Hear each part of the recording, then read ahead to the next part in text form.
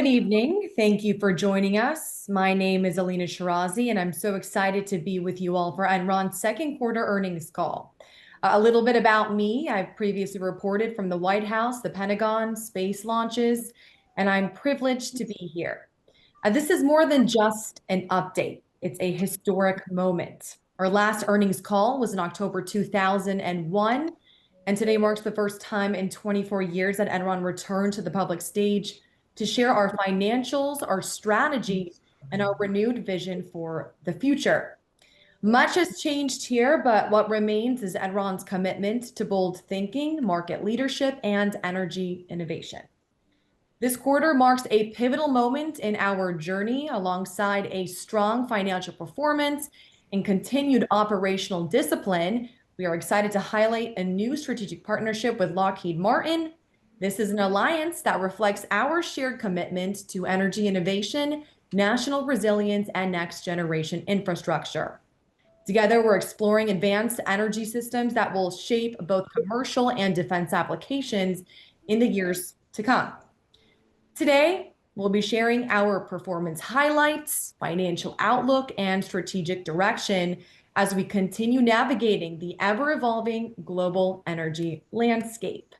Our leadership team here will walk you through the numbers, unpack key developments across our portfolio, and offer insights into how Enron is positioning itself for long-term value creation and responsible growth in energy for all.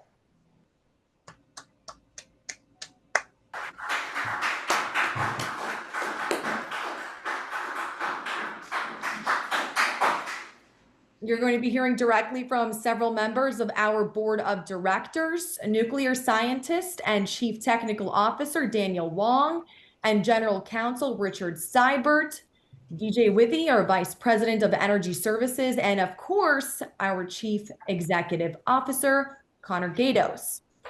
Please join me in welcoming Enron's chief executive officer, our CEO, Connor Gatos. Hey, everybody. It's so good to be here. Thank you for joining us. This is a truly historic moment for us at Enron. It's probably one of the most historic events in our 40-year history. I mean, from what we've been through to now, it's truly incredible. I'm super, super honored to be the CEO of this great company. This company has a legendary history, and some of it's good and some of it's bad, and that's fine. That's real. Enron's name has always carried weight, though.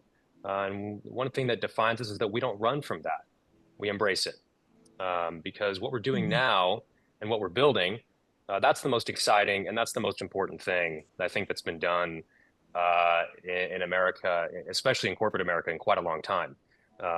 So I know I'm excited. And, one thing that I wanted to talk about, I wanted to address was, some people have called us a joke company. They say you can't bring Enron back, that name is toxic. And well, we did bring it back.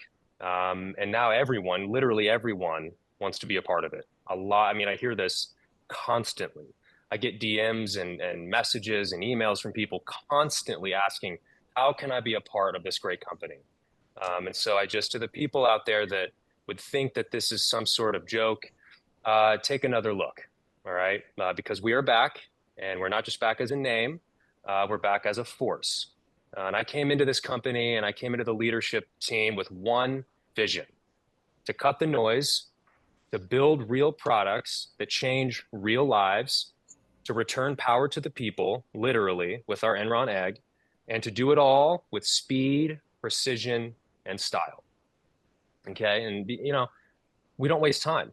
We move fast, we build, we win. That's what you have to do these days. All right, we've had one of the strongest quarters in modern American history, and our momentum is real. It's undeniable. The response across the country from families, communities, strategic partners, it's been overwhelming. People are seeing it, they're feeling it. The egg is not just a joke. It's not just a joke product. It's a signal that the old way is over. I just delivered an egg today to a family in need in New Jersey. Their daughter's super sick. And it just was an opportunity for us to give back, because that's what it's about for us. It's about the people. All right. And we're proud of what we've done. All right. And we're not even close just getting started. So, thank you, Alina, for being here. Thank you all for being here. It's incredible. The board has just trusted me, and I'm so thankful for that. I think it's going to be a fun night for us here on this first earnings call in 25 years. So let's get started. Thanks, Connor. Yeah, time is certainly of essence here. And now we're going to hear actually from our Chief Financial Officer, Thomas Clarence Jones. Mr. Jones is a former airline pilot who worked his way up to become the Chief Financial Officer of Korean Airlines, only to be won over by Enron's innovative mission. Mr. Jones, nice to see you. Thank you, Aline. You're muted. He's muted. Mr. Jones, you're on mute, Mr. Jones. Can't hear you. You're muted, Mr. Jones. We can't hear you. But Yep, Oh. hear you now. Yep. He's muted. You're muted again. You okay. you're muted. Okay, Can you hear me now? I hear you. Okay. I was on mute. Thank you, Alina. A lot of history precedes us, but today our focus is firmly on the future. We spent the past few years rebuilding with purpose, discipline, and maximum transparency. Q2 of fiscal year 2025 reflects the strength of that foundation. Revenue for this quarter came in at $4.1 billion, up 11% from quarter one, driven by strong performance in our midstream operations and continued demand for grid optimization services across our U.S. and European markets. Now, perhaps most notably this quarter, we finalized a multi-year strategic partnership with Lockheed Martin. This agreement positions Enron as a core energy infrastructure partner in both the defense and aerospace sectors. And together, we'll be developing scalable microgrid and thermal battery solutions designed to power critical systems and secure national infrastructure. It's a big step and a long-term play that aligns with our focus on resilience, sustainability. Tom, you're muted. You're muted again. Yep. One more. Yep. You're muted. All right, Can't- parting words. Here's to Enron and the egg. Thank you all. Thank you. Thank you so much. Thank you, Thomas. A little bit of technical difficulties there, but that's all good. That's what happens when everything is live. All right, well, let's hop over now. Thank you so much again to DJ Withy. He's the Vice President of Energy Services. He will provide an update on Enron's Energy Services division. Mr. Withy also serves as Chief Operating Officer and Legal Counsel at HGP Storage, bringing 22 years of legal expertise in the energy sector. He's advised on power supply, hedging, and credit arrangements, and led legal efforts to launch new products and enter new markets. Okay, nice to see you. Please take it away from here, DJ. Thank you very much, Alina. And, this is actually a privilege for me to be speaking to you and the other members of the call here. I'm actually one of the people that Connor was talking about. I got my start in the legal career 20 years ago because of the Enron bankruptcy. And now I've got this opportunity to help the company rebuild from the ground up and give this company back to the people that originally founded this. There were 20,000 employees of Enron at one point. Good people just brought down by the misdeeds of some at the top. So, like you said, my name is DJ Withy, and I have been asked by Connor to set up the customer-facing energy services business. So what does it mean, or what do we mean when we say that we're in the energy business? And energy is actually a very broad term that can mean many different things, right? It could mean, a generation facility or someone who actually owns the solar or wind or natural gas producing plants. That's not us. We're not in the distribution or the pipeline or the wires companies. We are very specifically targeting the retail electric provider market, setting ourselves up to be a rep, if you will. That's the name in the industry. So what is a rep and what does it do? Well, in a deregulated state like Texas, it means that that's the company that you purchase your electricity through every month. Our business model is actually going to be very simple. We buy wholesale electricity just like everybody else, but because of our efficiency, because of our use of technology, we are going to have lower costs than our competitors. Lower costs means greater savings that we can pass back to our customers. That's it. It's not a complex business model. That's just capitalism. We are getting much closer to actually being able to sell electricity in Texas. We just filed a motion today with the Public Utility Commission of Texas. And we think that we're going to have an answer by the end of this month. That's just some technical stuff about when we'll finish our certificate. But I think it's important for the investors and the people on this call to understand the market a little bit and why we're doing this. And so I'm going to explain it by emphasizing 2 points about electricity. You know, 100 years ago, many of our grandparents and our great-grandparents grew up in houses that didn't have electricity. You can't do that today, right? You can't do it because the economy has changed, the market has changed. If you don't have electricity, you are shut out of opportunities. It's no longer a luxury, it's a necessity. And it's also, so the demand has gone up, but what has happened to prices, right? And for many people, too many people, electricity is actually the third largest, behind rent and food. Electricity is the third largest monthly expense. And in many cases, that comes in ahead or greater than your car payment or your phone or your internet. So when we were looking at the market, that tells us a couple of things. When you have a product which is a necessity, it's in high demand, and you have increasing costs or increasing prices for people, that is a market that is ripe to be disrupted.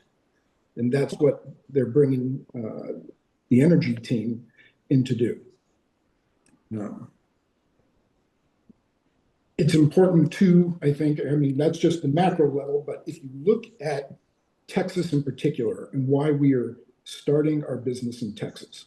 Well, one, there's a natural connection because Enron, the original Enron, started in Texas. But it goes more than that, right? Texas is currently the largest deregulated electricity market in the nation. But the numbers are misleading, right? So when you look at that deregulated market, they'll tell you that there are 26 million people out of 33 million. 26 million people have the ability to choose their electric supplier. And there are only currently 94 reps. We're looking to become the 95th rep in less than a month here. But of those 26 million customers, right, that's not households, those are customers. So if you divide that in half, because there's usually more than one customer per household, 13 million, right, is roughly half. 7 reps currently in Texas account for more than 10 million customers. That's 40% of the Texas electric market that is supposed to be competitive, supposed to be deregulated. 40% are serviced by only 7 customers, or excuse me, 7 reps. So to me, to Enron, that's not a competitive market. That is a concentrated market. And probably more importantly, when you look at how they are actually serving their people, what are those companies doing? to benefit their own customers? Well, based on our analysis and the data that we're looking at, as what has happened to wholesale prices over the last 10, 15, 20 years, and what has happened to retail prices for electricity over the same amount of time. Wholesale has gone down, retail prices have not. So fewer companies are actually translating or passing their cost savings on to their end customers. So the bottom line is they're not doing much, and that's where we come in. And I'm just going to wrap it up my time like this by sharing an anecdote of a conversation that Connor and I had at the very beginning. Do you remember the movie Braveheart? And there's a scene where William Wallace leaves the line of battle, and he turns to his friends and he says, "I'm off to pick a fight." Yes. Well, that is exactly what Connor tasked me with doing. He wants us and Enron Energy to go pick a fight with every other retail provider in Texas on behalf of the customers who currently their electric bill is one of their top 5 expenses. Those are the people that we are going after to try and serve, and we're going to fight on their behalf. So we may not win over every customer in Texas. I don't have any misconception about that, but I will say this. Every customer in Texas is going to benefit by having Enron as a competitor. Even if they're not our customers, we are going to end up forcing their provider to do better by them, or they're going to lose in the competition overall. And with that, I'll just hand it back. Thank you very much. Thanks, DJ. Appreciate it, man. You're welcome. Great job. Thank you, DJ. Braveheart, what a great reference there. So cool to hear how really all of that works. So thanks again. But seriously, it sounds like we're going to need to volunteer door knockers to get the good people of Texas to make the switch to Enron Energy. So certainly email us if you are in the area. But now, as you know, here at Enron, we work hard to change the landscape of modern energy, but we also like to have fun because that is what families do. And don't worry, we're going to have a lot of fun tonight, starting with one of the brilliant minds who keeps this ship afloat, one of our Enron board members, an MIT graduate and former board chair of Americans for Prosperity, Mr. Harold Koch. Sir? I'm incredibly excited, Amanda. Our adjusted EBITDA, that's EBITDA. That's EBITDA. Earnings before interest, EBITDA. taxes, EBITDA, thank you. That's earnings before interest, taxes, depreciation, and amortization. For the first quarter of 2025 was approximately $8.1 million, representing an incremental increase compared to the same period in the prior year. Capital expenditures for the quarter totaled $2.8 million, including $3.2 million directed toward grid-related infrastructure and $3.4 million allocated to renewable asset development. The initiatives. It's a good time to invest in Enron. Amazing stuff. Thank you so much, Mr. Koch, for that. Well, now let's check in with our Chief Technology Officer, Daniel Wong. Where are you at? Okay. Hello, Alina. Hi, Daniel. So good to see you. I see you are in the Enron nuclear lab right now. Look at this guy. He is always working 24 hours a day, aren't you? Daniel.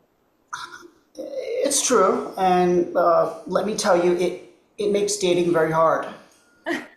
Don't talk about that. Well, we don't want to take too much of your time there, Daniel. So tell us, what is on the horizon? Well, I don't think it's any secret that Enron is striving to become the #1 energy company in the world once again. And with that, of course, takes many challenges. In the highly regulated United States energy market, we've had trouble getting our egg fully approved by the Nuclear Regulatory Committee. That being said, the legal team has done an exceptional job of addressing the government concerns so we can get back to doing what we do best, and that's providing safe, clean, reliable energy for the whole family. I will say this time delay has actually given us in the engineering department time to work out some critical bugs in the egg's design. The water cooling pump has been redesigned completely. Okay. Well, it looks like I'm needed elsewhere right now, but thank you for your time. Okay. Daniel Long, Daniel Long, everybody. Okay, well, certainly learned He's all right. a lot there. Okay, well, now we have a very special presentation from one of our valued board members, Dennis Jackson. Let's go to Dennis Jackson. Take it away, Mr. Jackson, if you will, please. Huh? Over here. Barbara? No, Dennis, Shannon, your nurse. Who are you? Your nurse, your Oh, call. oh. Barbara, where's Dennis. Barbara? Where's Dennis. my wife? No, it's not Shannon. it's not your Barbara. nurse. It's the Oh. earnings call, remember? Oh, yeah. Oh, okay. Well, why don't we check back in on Mr. Jackson in a bit? I'd like to highlight another board member, Mr. Robert Backstein. He's COO of Bank Lumi, as well as founding member of KW Worldwide, specializing in beachfront real estate. Wow. Okay, so what's going on internationally? Let's talk about that. Well, thank you, Alina. First, I need to express my condolences to all the victims of violence and political upheaval all across the world.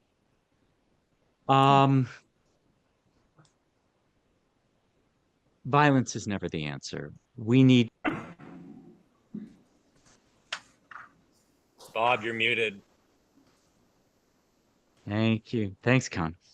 All right. We have to communicate. We need to exert empathy. We need to show understanding. These are the cornerstones of the Enron Corporation. I think we can all agree on that. Yeah. Actually, though, I did.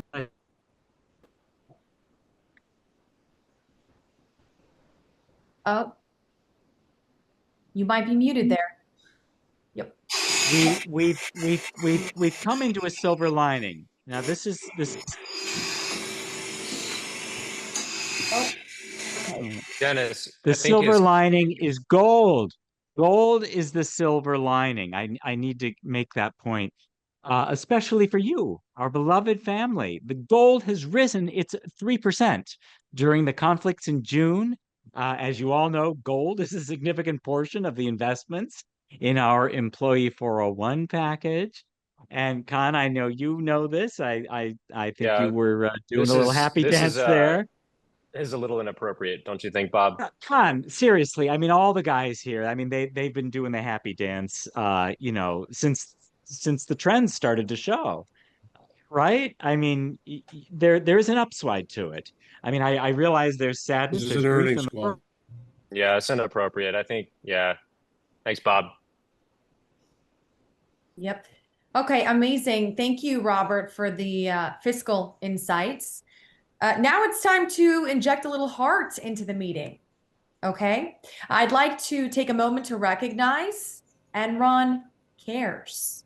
Enron Cares is involved in countless community outreach and educational programs, including Friends of Big Bear Valley, FOBBV, is an environmental nonprofit dedicated to helping at-risk animal populations by restoring habitats affected by land development and other natural occurring climate variations.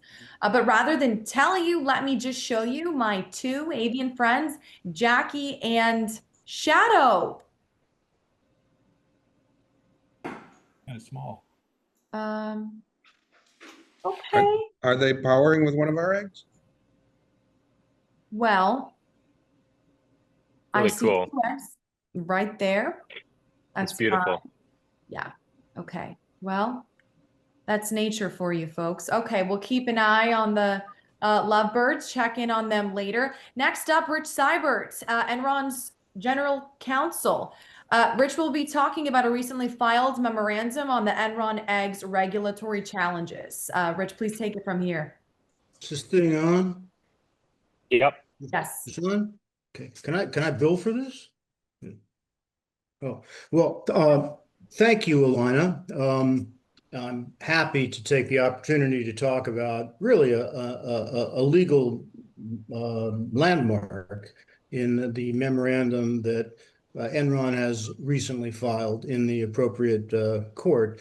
This memorandum articulates what we believe is Enron's unassailable legal position regarding the domestic deployment and the use of its personal energy device we know as the Enron egg. Enron categorically rejects the Nuclear Regulatory Commission's claim to jurisdiction over egg deployment within private residences. We invoke constitutional protections, historical precedents, statutory exemptions, and international legal frameworks to affirm that the egg is beyond the NRC's regulatory reach. Now, this position is grounded in a truly American narrative of individual liberty, technological innovation, and the sanctity of the American home, a story that resonates with the public, the press, and the courts. Our foundational argument is this: the American home is a sovereign microgrid. Enron asserts that each private residence equipped with an Enron egg constitutes a self-governing, grid-independent microgrid, legally distinct from the federal energy regime. The egg transforms your home into a sovereign entity, untethered from centralized utility structures and immune to federal oversight. This position is supported by compelling legal, philosophical, and cultural arguments, each meticulously crafted to align with American values. This is an extremely powerful document. From a legal perspective, it's about as good as you can get. Then from an overall perspective, the egg transcends its function as a mere energy device. It is a bold, kinetic work of art, a sculptural protest against centralized energy monopolies and bureaucratic overreach. It is a cultural artifact, instantly recognizable as a bold act of defiance to corporate utilities.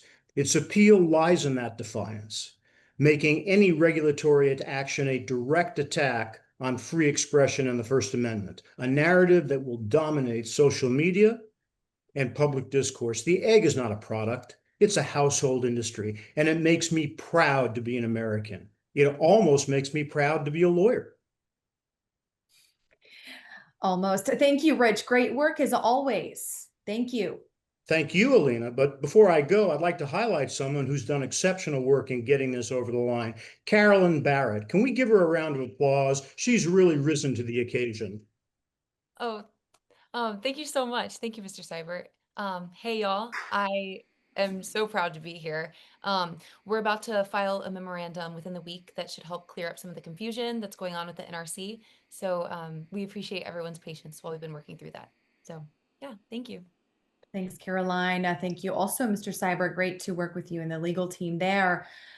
Next up, we have Steve Nelson. Steve is a magnate and the CEO of Nelson Mines, extracting rare minerals and magnets from all over the globe. Where in the world is Steve Nelson today? Mr. Nelson? I don't think he's here. He texted me and said that his the internet on his plane isn't working, on his jet is not working. Oh goodness. Okay. Yeah. All right. All right. Well, we're going to skip him. Okay, Mr. Nelson, here in spirit.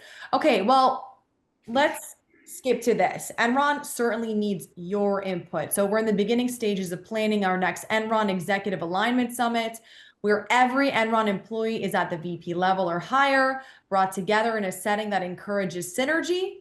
This offsite creates space for authentic relationship building activities and strategic discussions that are difficult to replicate in formal office settings.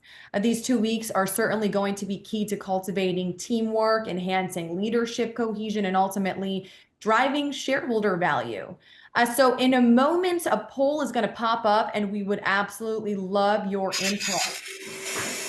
Hey, I think that Dennis's oxygen is triggering his microphone.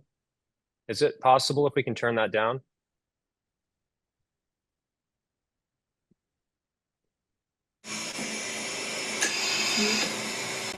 Can we turn that down, please? So we don't hear that anymore. Thanks.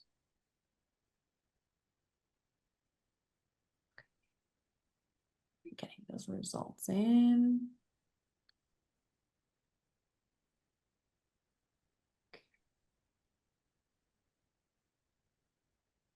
All right, everybody, I hope you are voting. The poll is live.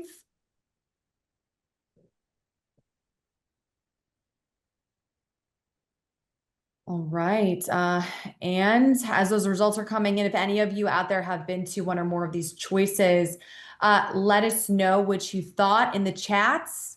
You never know, that could always sway someone's votes if you're particular on one place.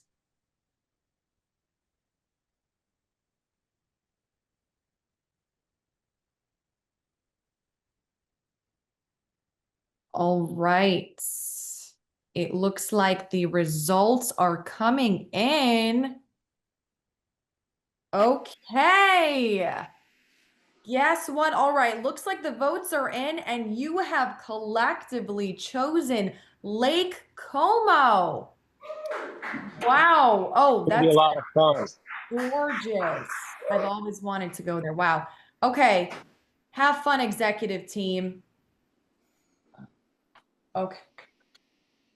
Sorry, excuse me. Just got something here. Okay. I'm not gonna go to Lake Como, by the way. Why is that? I would rather go somewhere else, but we'll talk about it after the call. Okay. Sorry, meant to say that. I didn't know it was unmuted. Okay, well, we can see what we do for maybe we'll have 2 trips. Yeah, sorry guys. That would be fun. Okay, well, all right. Sorry, everyone. I was just handed a quick announcement to read. So let me just do this. Let me just read this real quickly here. We wanted to give everyone an update on one of our family members' health. As some of you in the marketing department know, a longtime employee, Andrea S. Jefferson, had a pretty serious accident and has been in physical rehab for several months now. As you can imagine, this has been quite a drain on her family's income. So if there's any employee who'd like to donate their salary, 1 or more days of their paid off, time to Andrea, please let your direct team manager know in writing. Thank you. Okay, well, We're praying for you, Andrea. We love you. Thinking about you, Andrea. We're thinking about you. Prayers for Andrea. All right, then. Okay, well, now let's just do a quick update here on our Enron Family Spring Games. Okay, lighten the mood here. So as usual, the event was a huge success. You can see on your screens there, bringing together over 100 employees and their families to the incredible Calamigos Ranch and event space in Malibu, California. Such a beautiful venue. Randy Owens in accounting took home the trophy once again in our potato sack race. A quick note, HR wants everyone to know they are aware some people have complained that since Randy only has 1 leg, he may have an advantage. We hear you. Enron HR is looking into it. Also, this past May, we raised $15K at our Walk for Awareness event. Congratulations to everyone involved. Congrats all. That's awesome. Randy didn't make that one. No. Deserves a moment there. Okay. Finally, since we're talking about families, let me Can we please turn down his oxygen? I'm so sorry. Thank you. Thank you, Dennis. Okay. All right. Well, since we're talking about families, let me be the first person to introduce you to the newest member of the Enron family, our very own Thomas Clarence Jones, and his wife recently welcomed Tiana Carter Thomas into the world. Look at them on your screen. Absolutely adorable. Way to go, Thomas. Yeah, I couldn't be more proud. If Robert De Niro can do it, why can't I? Awesome, man. Thomas and Bianca, congratulations. Wow, what a beautiful family. What a beautiful family. Congrats again. Great photo. But before we go tonight, we'd like to highlight some very important members of the Enron family, children at the Connor Gatos Children's Hospital. A few weeks ago, we tasked them with creating art that inspires them. So do we have that slideshow ready? If we can pull that up as well.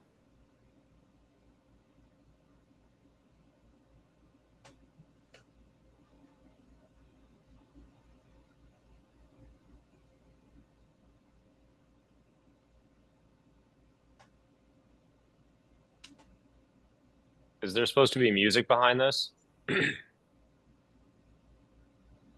Ooh, I like that one too. This Picasso-like, it really is.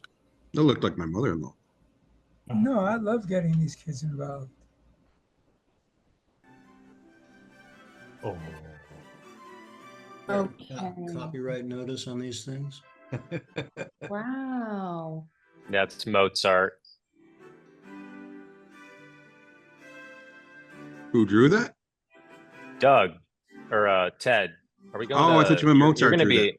You're gonna be in. Oh shit! I keep thinking I'm unmuted or unmuted. Very creative. I like that. Oh, that one's cool. Oh, wow. Okay. Wow. Ted, are you gonna be in Vienna this season? Was that for me? Yes. All right. Dude, hold on.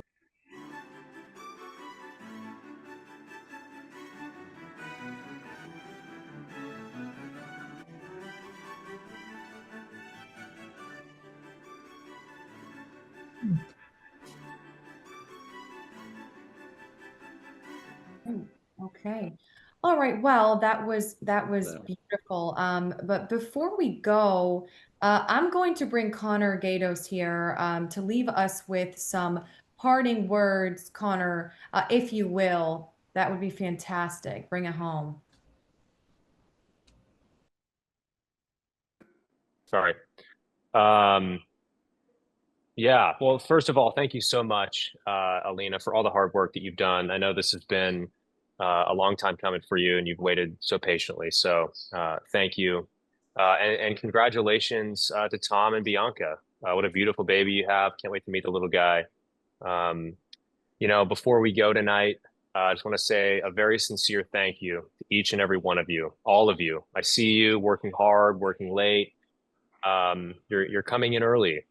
You are sacrificing, your families are sacrificing, and you hold the future of Enron in your hands. And it's clear that you're taking it very, very seriously. So thank you so much, everybody. Thank you. Thank you. Can we go to the Eagle again? I think I saw something that looked a little interesting from the thumbnail. Let's click over to the Eagle again. Oh, wow. All right, there they are. We were The looking. power went out in our office. There it is. Wow. Oh, maybe they're on a power. Oh my God, that's amazing. Look at that. It's beautiful. Wow. It's gorgeous. Look at those little guys. Oh, they have That's some? cool. Whoa. Look at Oh my that. gosh, how long has Wow. this photo been? Oh, That's amazing. Do we name it? What should we name it? The Enron Yeah. Eagle. Well, Ronnie. Good Egron. enough for Ronnie. me. Hey, Ronnie Gron. the I Eagle. like that one. Ron. All right. Ronnie the Eagle. I like that. Another proud papa. It's turning back on. Dennis. People Dennis. using oxygen? Careful. I can't turn it off. Let me turn off this oxygen.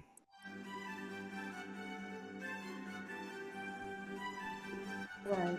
Okay. Well, thanks everybody. All right. Well, thanks again, everyone, for attending the Enron earning call. Connor, I'll just let you just take it away from here. Thanks again, everybody. We will certainly be seeing you in Q3. Thank you, Amanda. Not Dennis. Not Dennis. Cut to me. Can we cut his feed entirely? And then cut to me. Don't cut his oxygen. Before we go tonight, I just want to pray us out. Can everyone close their eyes, please? Dear Lord, thank you sincerely so much for all the blessings you bestowed upon us. I pray that you would continue to bless us in the work that we're doing. Very sincerely, thank you for everything. Thank you for the little children at the Conner Gatos Children's Hospital. They are the light of my life and a joy to so many others. I thank you for the board of directors and all the work that they're doing to maintain truthful transparency in this company, one of our core initiatives. Thank you again for blessing us and allowing us to come back to have a second chance, because that's what it's all about. Just like Noah was a second chance for the world with his ark, Enron is a second chance for the United States. So thank you. Amen. Amen. Thanks, Connor. Thanks, everybody. Thanks, guys. Thank you. Thank you, Connor and all.